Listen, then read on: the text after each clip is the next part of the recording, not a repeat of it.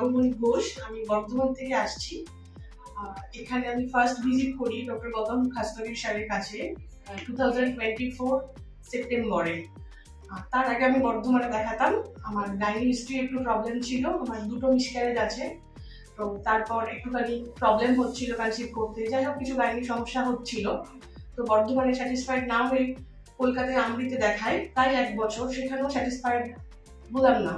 তো তারপর আমরা ঠিক করলাম খাস্তগির স্যারের কাছে দেখাবো। তো চন্দননগর বার্থ যে সেন্টারটা স্যারের, ওইখানে আমরা আসি এবং সেই সেপ্টেম্বর থেকে 2025 মার্চ অব্দি যে জার্নিটা, এখন আমার 30 উইকস মতো চলছে প্রেগনেন্সি, নর্মাল প্রেগনেন্সি, কোনো রকম IVF নয়।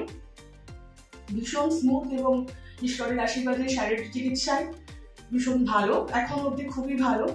তো আমাদের জার্নিটা হয়তো এখানে ভিজিটের জার্নিটা এটাই লাস্ট ভিজিট হবে, হয়তো মানে হচ্ছে সেরকমই কথা হলো আজকে।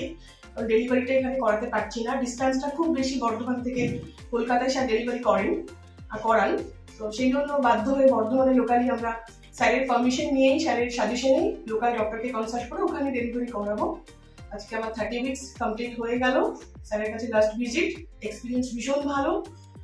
তো হ্যাঁ, এবং এখন পুরোপুরি সুস্থ আছি। যখন থেকে ফার্স্ট ভিজিট করেছি লাস্ট ভিজিট অব্দি আমার প্রেগনেন্সিতে ঈশ্বরের আশীর্বাদে এবং স্যারের সুচিকিৎসায় কোনো রকম অসুবিধায় পড়তে হয়নি।